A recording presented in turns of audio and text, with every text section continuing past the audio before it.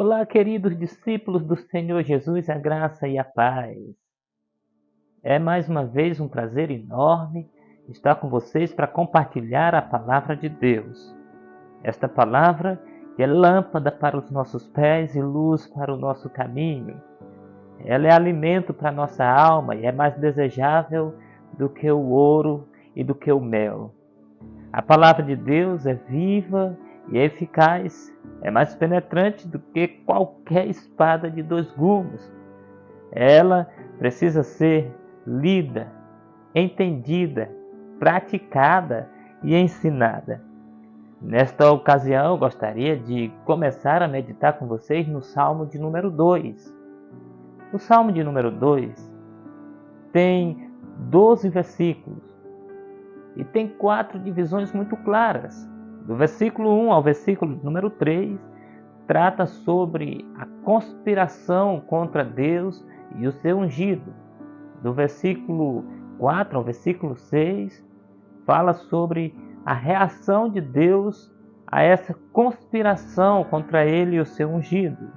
Do versículo 7 ao versículo 9, trata sobre o reinado do Messias. E do versículo 10 ao versículo 12, o Senhor traz alguns conselhos importantes para aqueles que se rebelam contra o reinado do seu Filho. Para que esse vídeo não fique muito longo, nós trataremos este salmo em 4 vídeos. Neste primeiro vídeo, nós vamos tratar sobre os versos de 1 a 3, que diz da seguinte maneira: Por que se enfurecem os gentios e os povos imaginam coisas vãs?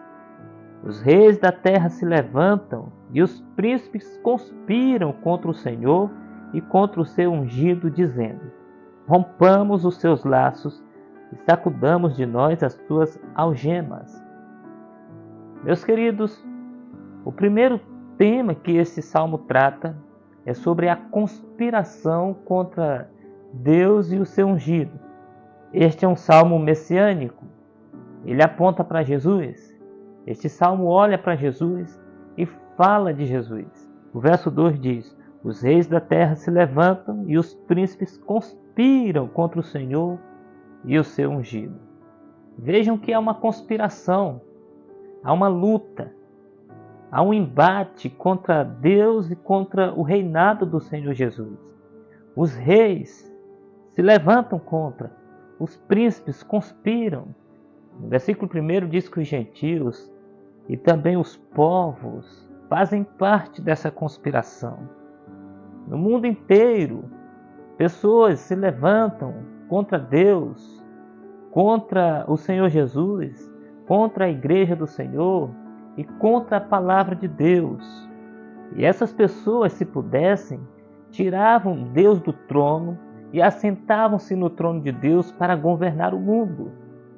Esse é o grande desejo dos homens soberbos, é o grande desejo dos reis e de príncipes e de autoridades do mundo inteiro, pessoas soberbas que querem governar acima de tudo e acima de todos.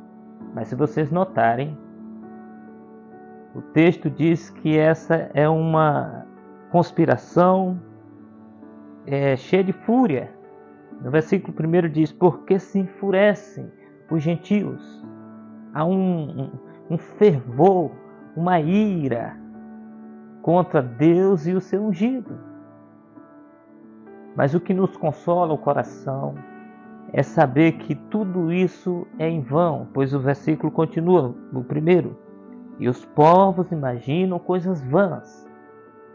O que o texto nos diz é que aqueles que se levantam para tentar tirar Deus do trono, para dominar o mundo assentado no trono de Deus, ou para aqueles que se levantam contra Cristo e contra a sua igreja, ou ainda se levantam contra a sua palavra para tentar destruí-la, eles não vão encontrar êxito. Essas coisas são vãs.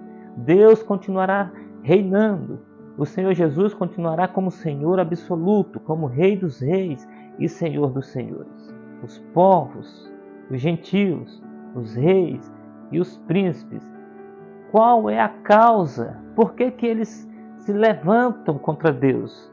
Versículo 3. Rompamos os seus laços e sacudamos de nós as suas algemas. A grande questão é que esses que se levantam contra Deus e o Senhor Jesus não aceitam estar submetidos à autoridade da palavra de Deus.